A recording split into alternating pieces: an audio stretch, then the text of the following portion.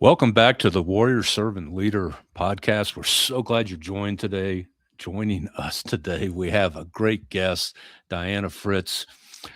And words to begin to describe Diana are these: resilient, open, authentic, positive, and her characteristics as an executive leader, a cancer thriver, a board member, wife, mother, and committed volunteer.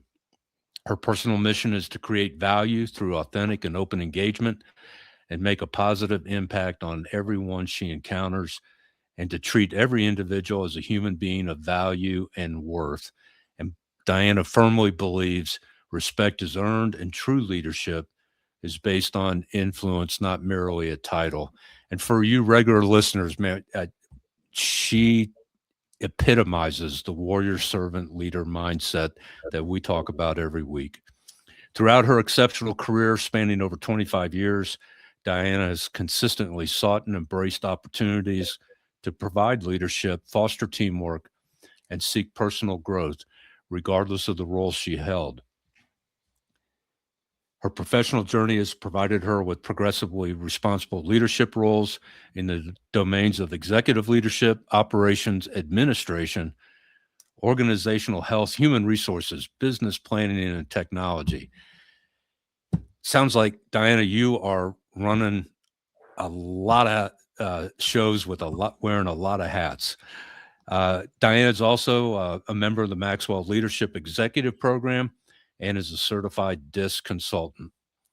Diana, thank you for joining us today. We're so glad to have you and share your story of your journey, both personally and professionally, and help our audience grow in their warrior servant leader mindset. Whew, man, so you've had a busy career. Wife, mother, 25 years, and predominantly in sales, the sales arena, or And I'm more in the longest tenure of a role was leading an automotive marketing company. oh wow. And being a part of that executive team, and then when that company transitioned to be acquired by a globally operated company, I stayed with that company for a few years, and then I transitioned into consulting. And so predominantly your fast-paced world now is in the consulting arena and trying to help other people replicate the successes that you've seen in your own journey. It is, yeah. I like the opportunity to be able to help anybody.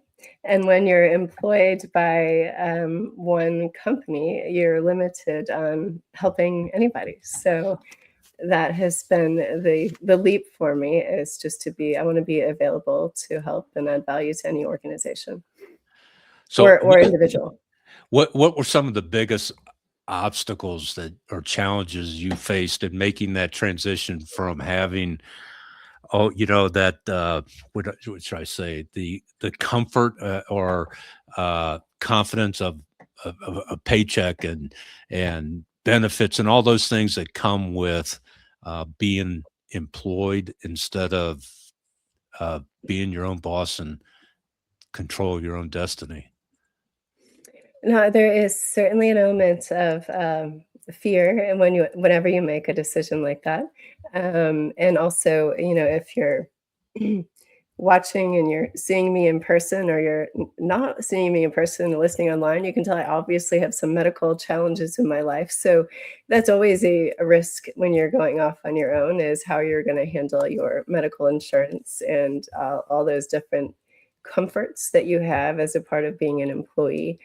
So many things to balance, but thankfully God has his hands in it, and it's all worked out so far. So we're both Maxwell team folks, or came up through his tutelage. And one of my favorite sayings that John has is, "It's not what happens to you, but what happens in you that matters." Yeah. And so you have a pretty rare form of cancer. Yes. Can you or want to Yeah. share a little bit about that? And then, because I think that's how we get to your whole message of grit and what that means to you. But yeah, so Yeah.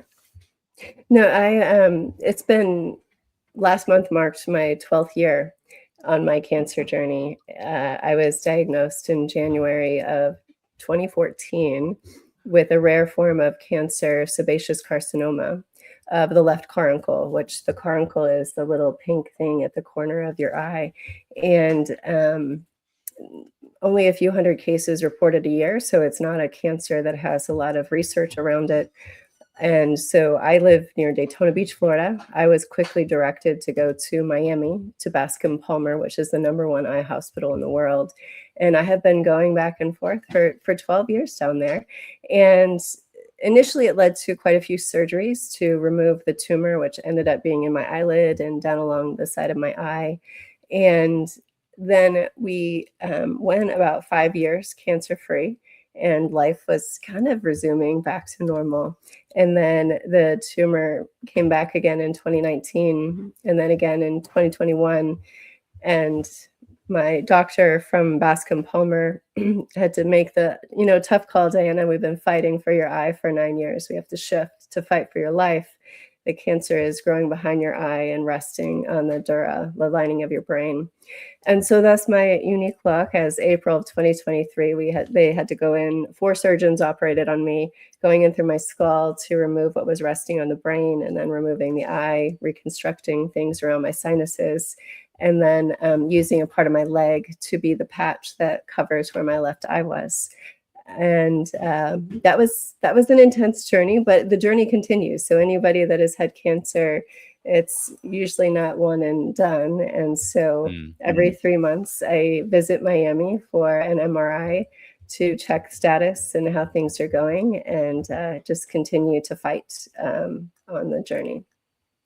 wow, that's I can not the eye cancer, but my dad had cancer of the vocal cords when Mhm. I was in high school back in the late '60s, early '70s, and had part of his vocal cord removed, and it went oh until 2006.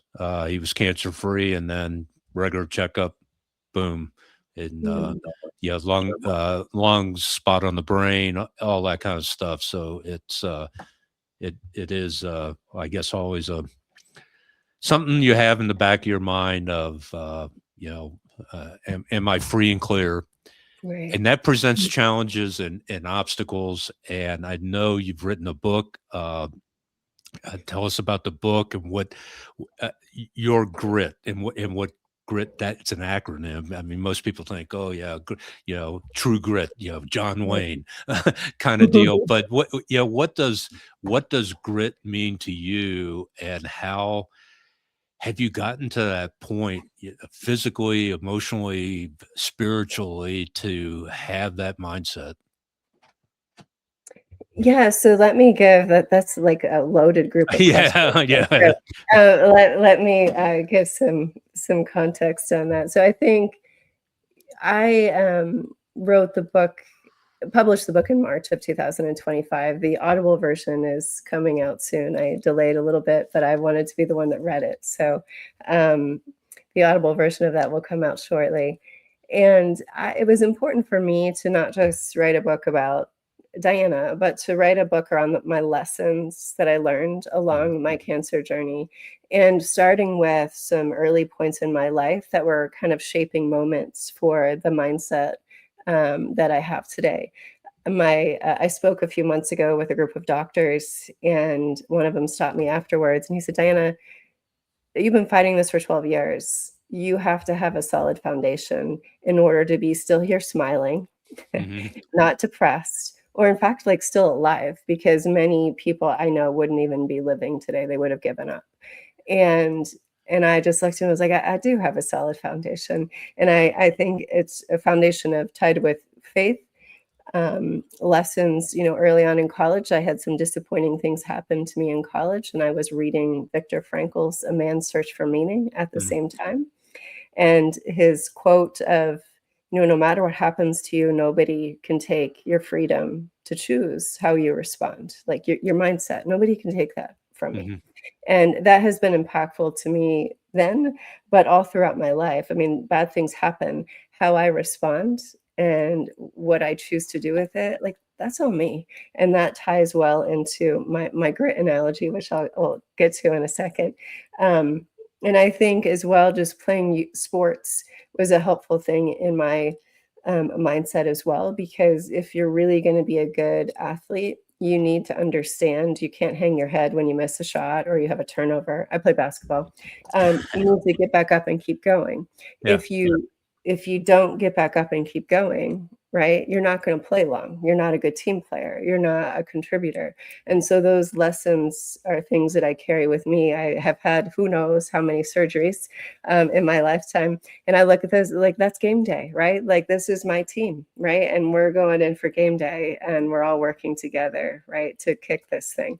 And that's just a different mindset. I'm not walking in with fear. I'm walking in with it's game day, right? We're going to fight this. The analogy grit is tied to four things for me. So grace, resilience, influence, and trust. And grace is important to me. I think it is human nature for us to expect everybody to extend grace to us, but we may fail to extend that same grace to another. And so that reminder that grace is mutual and I need to give grace to myself as well as to others, particularly when I'm leading. I need to be very conscious of grace. And resilience, I kind of touched on a little bit, whether it's sports or it's tough things happening. It's that being able to get back up and keep going and keeping that positive mindset to learn from the setbacks and keep moving. Influence is important to me, and I kind of tied to it in your introduction. Um, throughout my career, I don't like titles. I want people to follow me and want to respect me because I've earned the right, and I've earned the opportunity to influence them. And so that's always important to me. Oftentimes I do that by serving. That's, one of my favorite things to do if I'm in a new leadership situation. Well, how can I serve you? Because if I'm willing to serve them, I can earn their trust a lot quicker, which is the T in trust is T in grit, sorry, is the trust element. Wow, it's odd, kind of, in a way, that how often do we get caught up in just going with the flow of life? Yeah. My wife absolutely hates this expression that when they're faced with uh, struggles or obstacles or things, unexpected things that they weren't prepared for, they shrug their shoulders and go, "Well, it is what it is." And yeah, that seems like such a defeatist um, Mhm. attitude to have. How do you? I mean, what are some of the things you do on almost like a daily basis, even, that reinforces and keeps you from um, falling to those temptations of the depression or the sense Mhm. of isolation or loss? What do you do? I mean, it's Mhm. No, and that's it's an you use the phrase "it is what it is," which sometimes I use that phrase, but in a positive oh, state in really? terms of it is what it is, right? I can't change that I have cancer, but Right. I can change like how I respond to it, and I don't have to be a victim to it. I can cancer has certainly refined me, but it's not going to define me. And so I find a positive spin to everything. But I think for me, it's really important to me to start each morning with time of like prayer and reflection and learning. So I get up around 5 o'clock every day. Ideally, I get to walk a few blocks and see the dawn across the ocean, but I'm not always here for that. But that's one of my favorite quiet spaces. And I like to reflect on the prior day in terms of what can I be thankful for? Hmm. Where do I need to forgive and forget? And what lesson was I trying to live out? And how did I do? Who did I feel like I needed to add value to that day? And did I do it?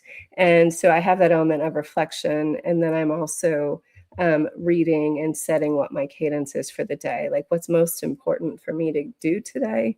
Like, who is the person or people that I need to focus on adding value to today, and just kind of have that cadence in my morning.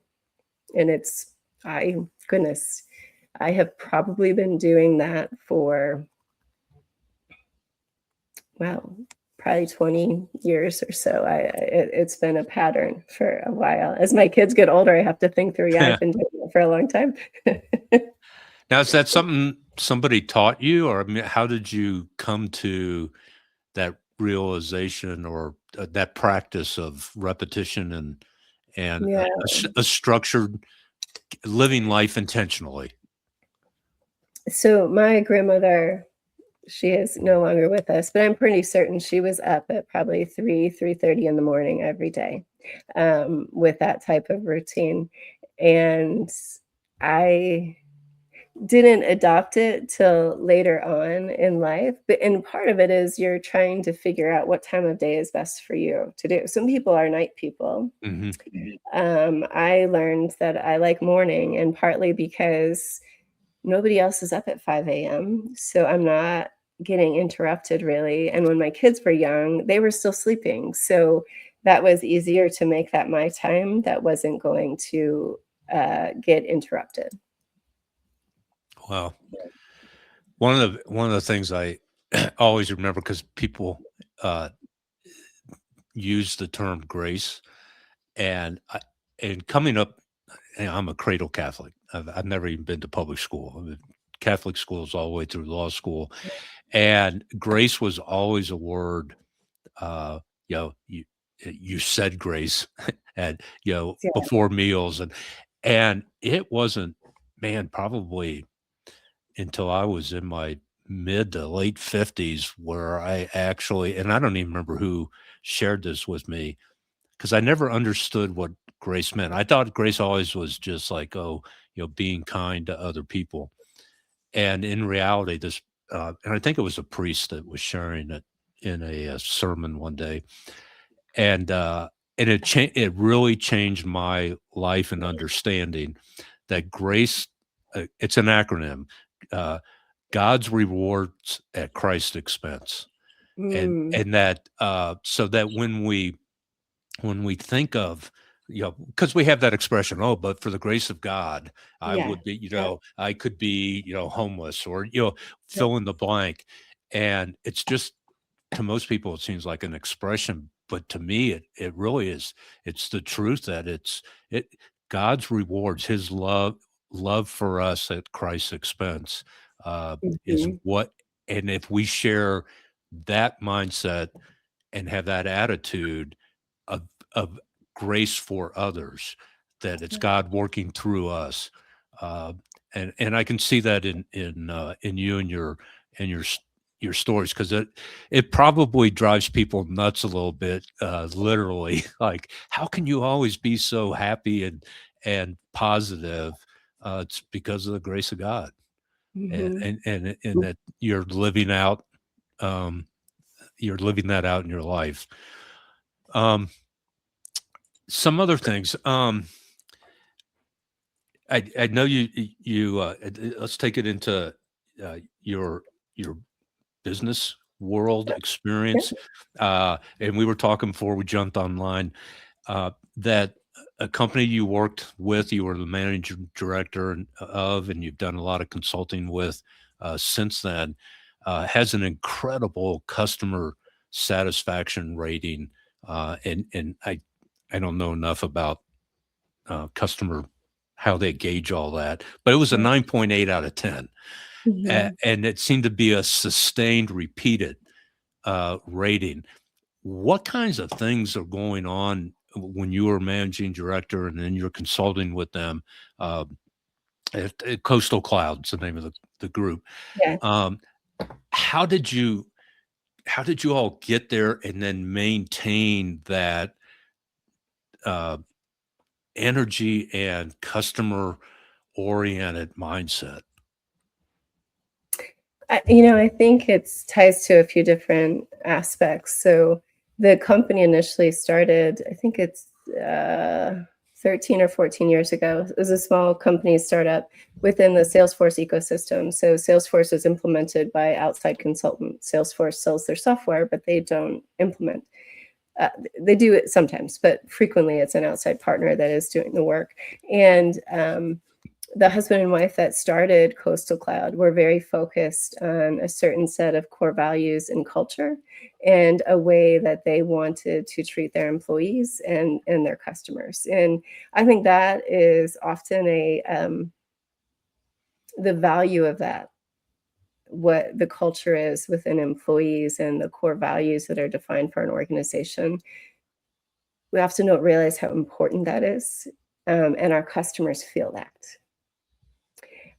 So that is one element, and that was when I was a customer before I joined Coastal Cloud, and then when I joined Coastal Cloud, I got to work with the husband and wife team to define and train those core values, because as a company grows, oftentimes what their original why is and their core values may not get trained well throughout the growth cycle. And so that was an important piece, an area I love to help companies with, is how do we help make sure that why we started and what our values are and what our mission is, that we keep that carrying on as we grow, and don't lose that, because that's often the key part that makes us unique, and we often lose it when we scale. And then the other portion that has been an emphasis as well is many times other competitors in that space, they're trying to sell the implementation of a product. I'm going to sell you Sales Cloud for your sales team, for example. And Coastal is trying to work on the side of what problem are we trying to solve? What metrics are you trying to hit? Like, what's the why behind why you purchase this software? And then let us help you like dig in and get you there. It's not just checking off installing technology. It's making sure that there's change management that goes along with it. There's training that goes along with it. And we really understand the pain points, and we're solving those problems as a part of this project. And so that really helps to drive a better customer satisfaction when you're really trying to understand what it's like to be a partner versus a vendor. I know when I was a customer of Coastal, I felt like they were just part of my team. I had blended conversations. I would often do reference calls for them and would tell them, if you don't treat them like a partner and like they're a part of your team, you're gonna miss the opportunity of being their customer. Like you're going to miss out if you try to control and not be a partner. You need to treat them like a partner, like they're a part of your team. Wow. And I'm trying to remember the guy's name, and he's a Maxwell guy. Leader versus Boss was the title of his book. And I think that's what you're saying, that, it's, if you look at people as your partner in business and not as a number in your revenue stream, Right. that's going to make a tremendous difference. What's the biggest dangers that you've maybe have faced? Because I've seen it in law enforcement, that you have a very dynamic police chief that is very personable, has all those things, and the life expectancy of a police chief these days is, 3, maybe 4 years, and then they're moving on to another agency, type deal. Where does how do you how do I always say this? How do you minimize the personality being a really key factor in the success of an organization? Because if that person leaves, you don't have what you say, those core values. Right. How do you avoid that, so it's not a personality driven success team and that person is gone? Yeah. No, that's a great question. I think multiple organizations struggle with that. I always watch myself in terms of if I'm leading a project team, which for years during my time at Coastal, I was during 2020, 2021, I was leading a project team that was working on solutions for COVID testing sites and vaccine administration. So we weren't the medical team administering a swab or giving a shot, but we helped with the technology to operationalize it. And you have to be careful when you're in those environments to make sure you may be leading the project, but you don't need to be the hero. You need to make sure that different people on your team are seen and heard and that they get to shine. Because if the leader is always being the one talking or leading the charge, it doesn't give your people the opportunity to shine. And then if you need to exit out of a project or out of the company, then there's this big gap. So that's always been my reminder, is to make sure, right, I'm developing the people around me so that if I do need to step out, the people are ready, and they also feel empowered and enabled and ready to go and trained well and prepared well. Yeah. Reminds you, you being an athlete. Remember the famous, one of the famous quotes of Vince Lombardi, winning isn't everything, it's the only thing. and I always remember that quote because it was a great example of what you value and will be what you concentrated on. And he concentrated on winning, and he was a great winning coach. You know, they won Super Bowl I against my Kansas City Chiefs. But he never developed future head coaches. He had great winning records and stuff, but you look at the NFL, there's actually 3 head coaches in the NFL who, between the 3 of them, were responsible for over 50 head coaches. Just came out of the family tree of those 3 people. And that was a lesson, and I was not an athlete to speak of, but I learned that. And then when I was a sergeant working midnights, I had a lieutenant that gave me this piece of advice that really got my head screwed on straight. He told me, Pat, there's a fine line between leading by example and doing somebody else's job for them. And as I promoted up in the ranks to the executive level, I always kept that in mind, is fine line between and being that personality or whatever. I'm leading by example when no, you're not. You're doing somebody else's job for them. And if you get transferred, move on or whatever, who's going to carry on that legacy of success? You're not there. Yeah. So tell us about, dive into your book a little bit. Tell us what's the story that you shared and the message that you're trying to get out there. Yes. So the book is titled Uniquely Imperfect, Uniquely Qualified. And the tagline around that is, our adversities can uniquely qualify us to add value to others.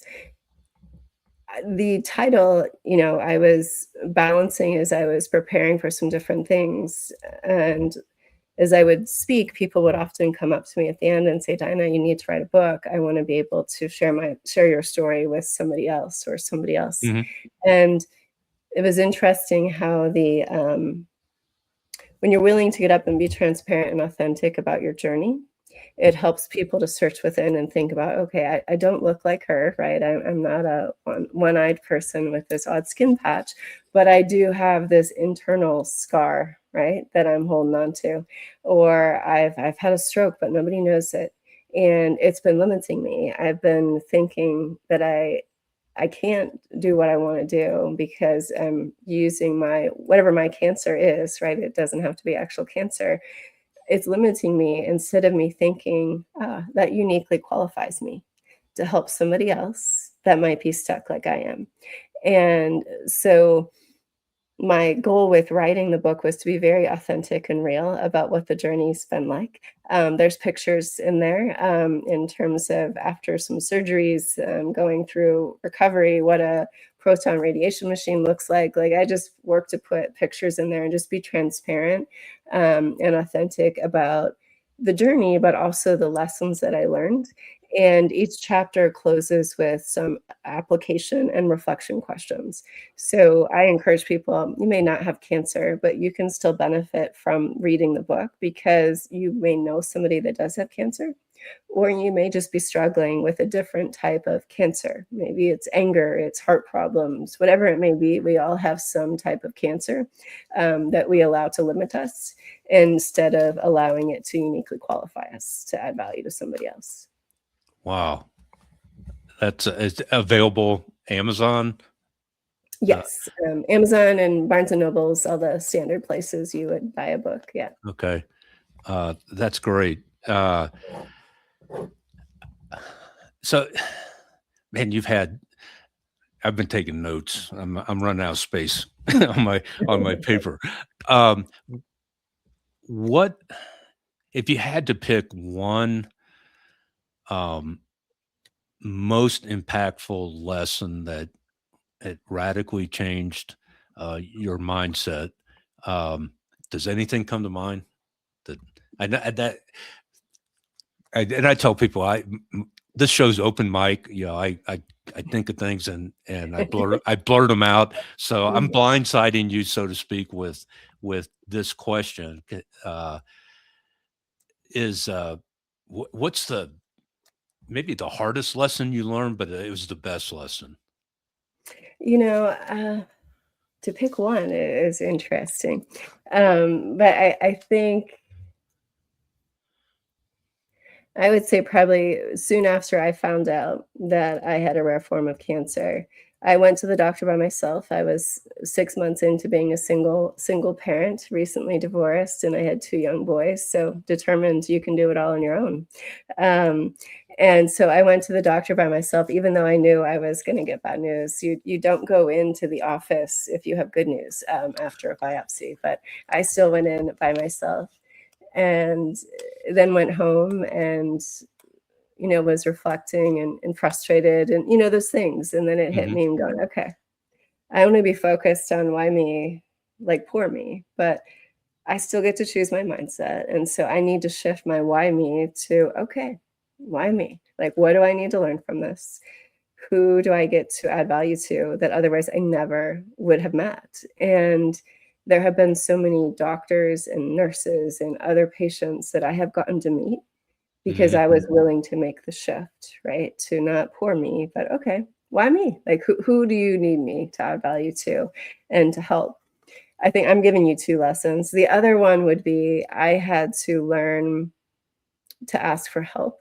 I don't like to ask for help, even as a single parent, and I had to learn to ask for help. When you navigate through those things and you've got 2 younger boys, you've gotta ask for help, and it's okay to ask for help.